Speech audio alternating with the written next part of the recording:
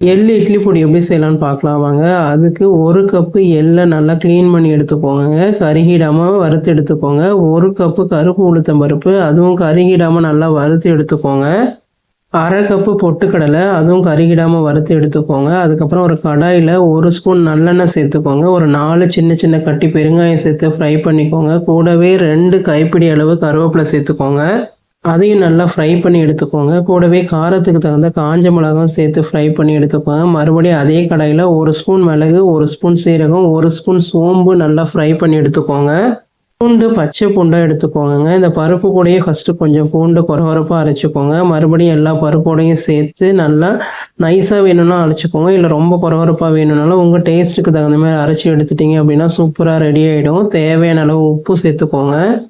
கசப்பெல்லாம் எதுவுமே இருக்காதுங்க. ட்ரை பண்ணி பாருங்கள். தேங்க்ஸ் ஃபார் வாட்சிங். இன்னொரு வீடியோவில் பார்க்கலாம். பாய். மறக்காமல் சப்ஸ்கிரைப் பண்ணிக்கோங்க.